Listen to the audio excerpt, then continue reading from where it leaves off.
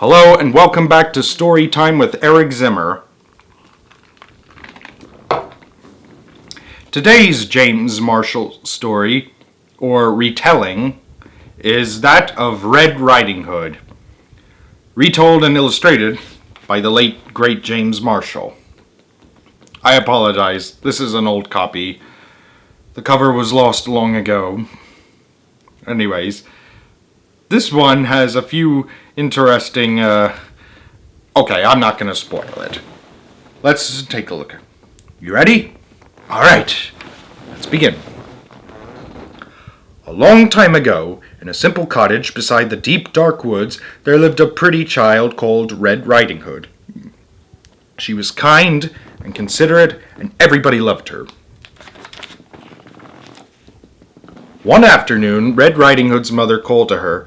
"Granny isn't feeling up to snuff today," she said, "so I've baked her favorite custard as a little surprise. Be a good girl and take it to her, will you?" Red Riding Hood was delighted. She loved going to Granny's, even though it meant crossing the deep, dark woods. When the custard had cooled, Red Riding Hood's mother wrapped it up and put it in a basket.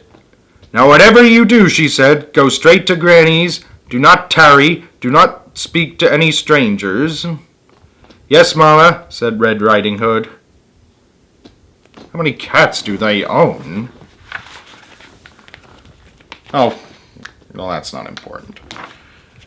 Before long, she was in the deepest part of the woods. "Ooh," she said, "this is scary." Suddenly, a large wolf appeared. "Good afternoon, my dear," he said. "Care to stop for a little chat?" "Oh, gracious me," said Red Riding Hood.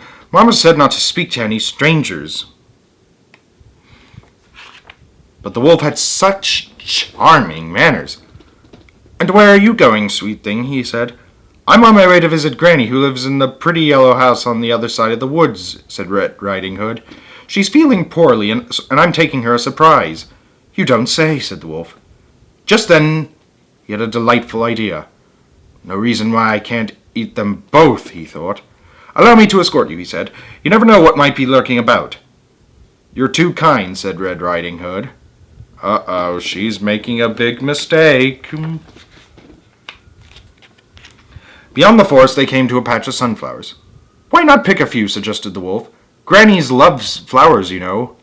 But while Red Riding Hood was picking a pretty bouquet, the clever wolf hurried on ahead to Granny's house. Uh-oh. "Who is it?" called out Granny. "It is I, your delicious, darling granddaughter," said the wolf in a high voice. "The door is unlocked," said Granny. "Surprise!" cried the wolf. Granny was furious at having her reading interrupted. "Get out of here, you horrid thing!" she cried. Gotta hand it to her. She's not even scared of him. But the wolf gobbled her right up. He didn't even bother to chew. "Tasty," he said, patting his belly. "So tasty." Just then he heard footsteps on the garden path. "Here comes dessert," and losing no time he put on Granny's cap and glasses, jumped into bed, and pulled up the covers. "Hide your tail if you want this to work." God. "Who is it?" he called out in his sweetest Granny voice. "It is I, your little granddaughter," said Red Riding Hood.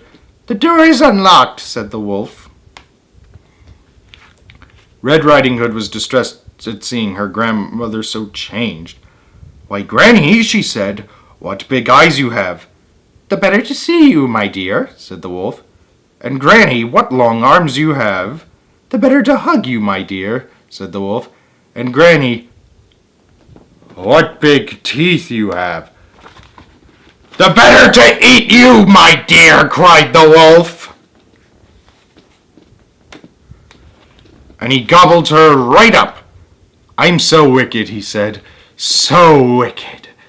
But he was enormously pleased with himself. And having enjoyed such a heavy meal, he was soon snoring away. A hunter passing by was alarmed by the frightful racket. "That doesn't sound like Granny," he said. And so the brave hunter jumped in the window, killed the sleeping wolf, and cut him open.